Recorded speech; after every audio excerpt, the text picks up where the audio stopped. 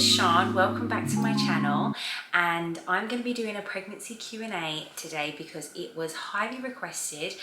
So even though I have been filming my weekly / every 2 weeks pregnancy vlogs with all my symptoms, very I feel raw and in detail, there were still so many questions that were coming through, and a lot of them were the same. So I've tried to pick the ones that are similar and just answer one of them. And yeah, so if you haven't already watched my pregnancy vlogs and you want to check that out, I will link them below. But I'm just going to get straight into it because you guys want to know all the details about pregnancy, and I don't blame you because I'm the exact same on YouTube. You just want to know if things are normal or what someone else's experience is like, or potentially because I don't know if I'm having a girl or a boy. We haven't found out the gender of the baby. It's quite exciting to match up certain old wives' tales or symptoms, whatever, and then you can make your own, you can form your own opinions, I should say, on what you think I might be having. So I've got the questions here. I'm just gonna, so one of the first questions, and a question that I got throughout my pregnancy with Elvis and this pregnancy was, how do you find traveling pregnant? I'm nervous, to be honest. Any advice? To be honest, I think each to their own. If you feel like you don't personally feel comfortable traveling, then don't do it, because you would never want to be in a situation where you're like, oh, why did I force myself to do this? I'm pregnant, I'm uncomfortable, or you've had any sort of health risks or anything. Me personally, I've had two very different experiences traveling in pregnancies. So with Elvis's pregnancy, I think I went on probably three holidays abroad. So I traveled a decent amount in his pregnancy. I'm someone that I'm quite naturally a sicky person. I get travel sick very easily, and in Elvis's pregnancy it did not bother me. I travelled really well and was slightly uncomfortable on flights and stuff, especially the bigger that I got. But in general, I travelled really well. I felt really confident and I had no complications or no issues. I checked everything with a doctor. If you're low risk, it's completely safe to fly in my situation. Obviously, everyone has different health situations that might change that. Just always wear your flight socks. That would be my advice to you. And traveling in general, I would say, you don't know, once you have baby, you don't know how long it's going to be till you're able to travel again. So I would just say, if you really want to do it, go for it, and just make sure that you are healthy and fit to fly. Wear your flight socks. If you can afford to, book extra leg room, or try and break up your trip so you're more comfortable, because especially when you're a little bit heavier, it is uncomfortable just sitting for long periods of time. Make sure you're moving about as much as you can, especially on an aeroplane. You should be walking up and down, doing your little exercises. So that would be my advice. Equally though, if you are in very, very early stages of pregnancy, obviously some people say you can or can't fly. I think the main reason for that is not because flying is super dangerous. It's just because you could be in a dangerous situation, because up until that 12-week mark, the chance of losing baby or any sort of complications are much higher. So imagine being abroad and being in a foreign country and something happening. You've just got to weigh up that situation. I know it's not nice to think about those things, but obviously speaking, as someone who has suffered with loss, you just have to think whether you'd be comfortable dealing with any complications or anything very early on, and being abroad, not having direct access to your doctor or your midwife. Maybe being in a country where you can't speak the language. These are just things you've just got to think of and weigh up for yourself. But then I would also say, if something like that's going to happen, I'm a firm believer that traveling wouldn't have caused that. So I think you also have to then look on the other side and be I don't want to miss out on certain life experiences, and look back and be oh, I wish I'd done it. So for me, I would say definitely try and travel if you can, and as long as it's healthy to do so. However, in this pregnancy, I have found traveling much harder. I felt very, very sick, even on car journeys. I definitely haven't enjoyed myself as much. And I think on some of the trips that I've taken, if I knew I was going to feel the way I felt, I might have reconsidered taking them. I might have been like, let me save this money and go once I have baby. I don't know. So yeah, I'm very mixed on it. In general, I would say I love traveling, so 100% do it. I've traveled quite a lot this pregnancy as well. I've just done it, but I just think sometimes it isn't going to be the same experience if you're not feeling good. It could also be a phenomenal experience, like some of the experiences that I had with Elvis, like being in the belly and like being in Hawaii and swimming with turtles. Like it was just insane. Like, and I've got videos of that and I will always look back at that. Like it literally makes me feel emotional. But I'm just rambling. That was question 1 and I have spent a long time on it, so I'm going to move on. What are your most recommended books for birthing?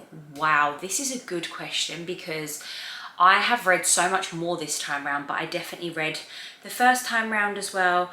And some of the books are so informative and helpful, but I don't know if I'd necessarily recommend them because, you know, some of them I connected more with. So I would say the ones I really connected with and I would recommend for anyone to read is The Positive Birth Book, just because I feel like it really informs you of your options, it gives you a lot of confidence, and gives you a lot of scientific fact of how we're made to do this, and you know, things that aid and hinder our labor. And also it is what it says on the tin, like it's a positive birth book.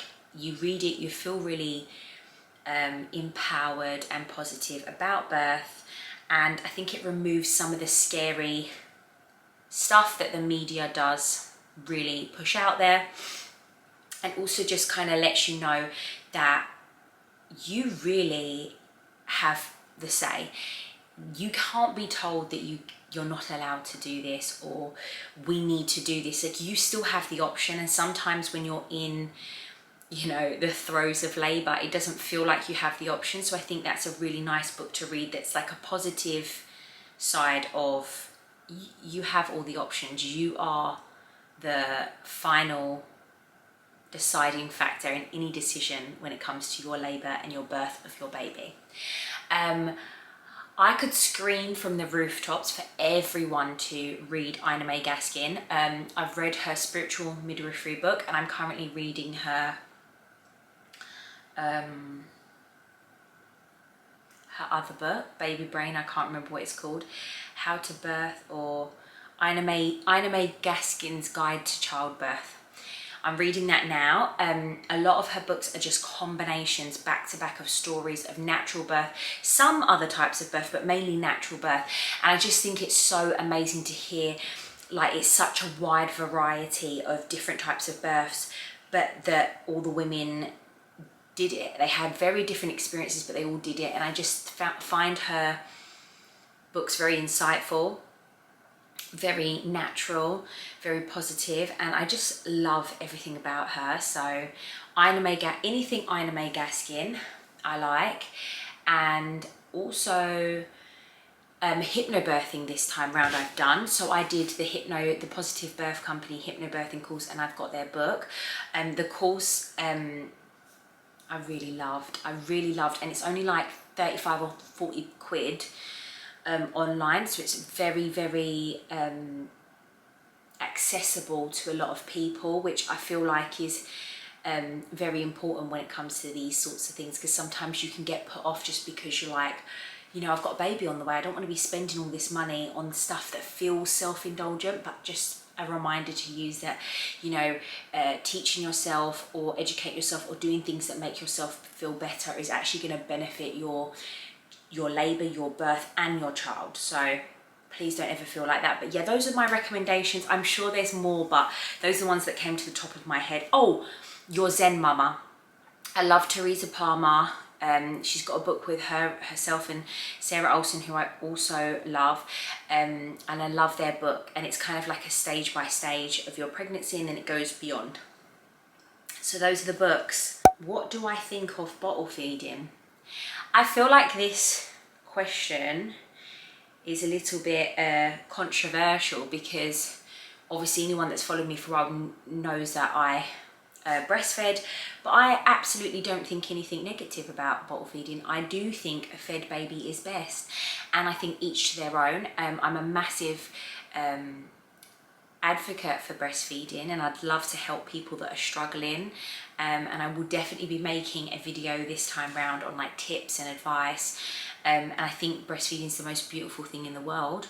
I just think it's not for everyone, and I do think that that's absolutely fine, and we shouldn't be so judgmental of other mothers' journeys. And I also think the only time I don't like the term fed is best is if someone that's in the medical profession, so someone who's meant to be nurturing and supporting you, like maybe obstetrics consultant or a midwife or someone that's in that field, if they said to me fed is best, you know, just give them a bottle, I wouldn't like that term or that phrase coming from them, simply because I feel like it takes a little bit of the onus away from the fact that they're meant to be helping us, supporting us, educating us, and it feels a bit of a cop-out, rather than them saying, okay, let me see how I can help you, because I'm the one that's educated, trained, I know, I've got degrees or training or experience, and I feel like they should be helping women more. But in general, I would say to people, fed is best. You know, you just got to make sure that you are happy and your baby's happy. I just find it a little bit condescending when medical professionals say it, because it's like that kind of, it sounds like an excuse to me for them to not do more for that particular woman who's clearly reaching out or screaming for help. And that's nothing against people that bottle feed. That's just my opinion on, I think there is a lack of support there from a lot of the medical professionals in like the UK. I suppose worldwide probably, but I can only speak for the UK. You look like you love pregnancy. Do you enjoy being pregnant? Yes, I do. I do. And like, you know, I've really tried to share moments that are hard, because it's not all smooth sailing. Sorry, I'm getting so out of breath. Like, baby is so big now. I'm like 35 weeks whilst filming this.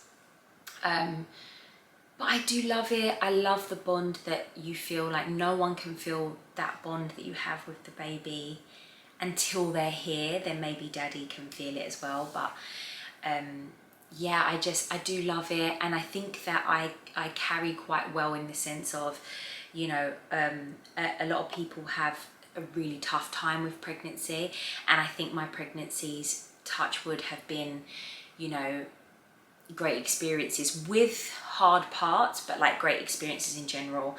And oh, I do just love being pregnant. So yeah, I would say that despite it being hard, it's so worth it to me. What are you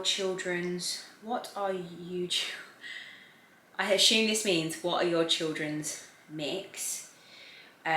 So I am Burmese and white. That's a combination, mainly Irish and a bit of English. And my partner, Kenneth, is Filipino. So Elvis is half Filipino, Burmese and Irish, basically. So that's the mix, and this baby will be the same. Do you have a goal for breastfeeding this time round? I feel less, well, I don't know. I think the first time round, I really wanted to get to the 6-month mark, and I was like really educating myself on breastfeeding and almost scaring myself and telling myself it was going to be really hard, because I wanted to like make sure that I was fully aware of how hard it would be, so that I was able to do it. A great part of that is that my mum breastfed both me and my sister, but really struggled, and borderline, I would say at times from what she said, from her experience, it sounds like she didn't enjoy it, or she had a lot of difficulty. She got mastitis.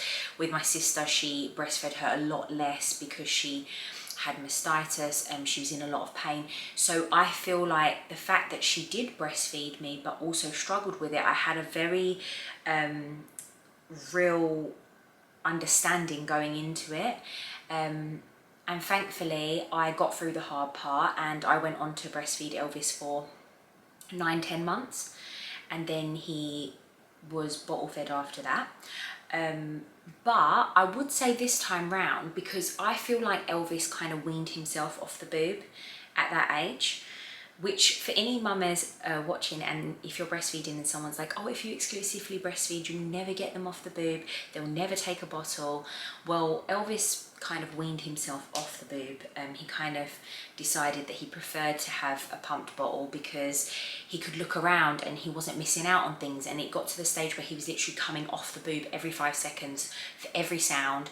In public, he wouldn't feed well on the boob, he was too distracted, and he just started weaning himself off. So I think everyone has a different experience. Just because you exclusively breastfeed does not mean that you'll not be able to get them off the boob when you need to. This time round, that being said, I wouldn't even mind going up to a year, because as I said, because it was more Elvis that weaned himself off, and because I had a great experience eventually with breastfeeding, I feel like I would go a little bit longer. Why not? But it's not necessarily a goal. I don't really feel the pressure.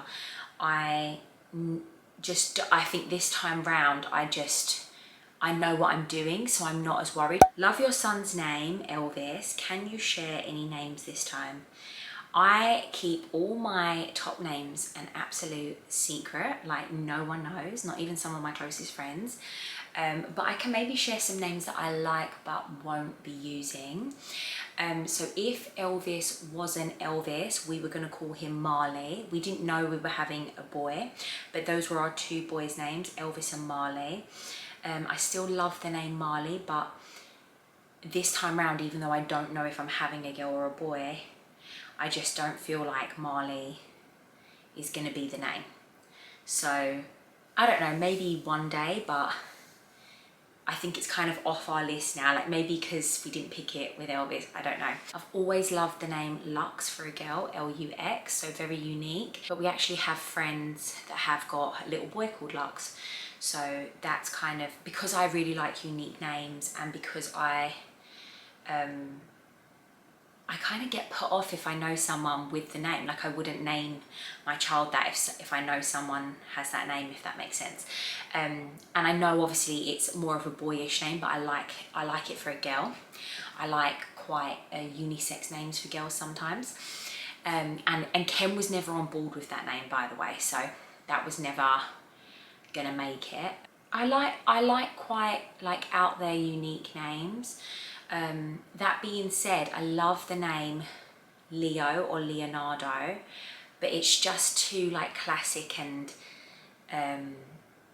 known for me. Like that's just not my child. So there is names that I love, but I'm like, that's just not my child. So like, yeah, honestly, some of the names that I like are really out there. At one point, when we were having Elvis, if we were going to have a girl, I wanted to call her Kalia. It's like a Hawaiian name. Or Athena. Then I was like, oh, is that a bit intense, like the name of a goddess? But yeah, so I like quite like varied names. Definitely won't be your classic name. Tell us about your conception journey. So I have kind of covered this in my vlog, so I'll just kind of briefly go into it. But in general, I would say I'm very, very blessed to fall pregnant pretty much in 1 to 2 cycles. I've always fell pregnant, so that could be between like 1 and 2 or 1 and 2.5 months falling pregnant. Obviously before this pregnancy, for those of you that don't know, I did suffer a pregnancy loss. So it just goes to show you that, you know, sometimes you might be under the impression that you fall pregnant easily, but it doesn't always mean that that pregnancy is going to be healthy or that that pregnancy will stick. So in general, I feel very blessed that I know that that's quite unheard of to like fall within 1 to 2 cycles. I know people that on average it takes 6 months or a year. So I do know my body quite well. I have quite good nutrition beforehand. All of my pregnancies have been somewhat planned. Like with Elvis's pregnancy, we definitely knew we wanted to have a baby. We just didn't expect it to happen so soon.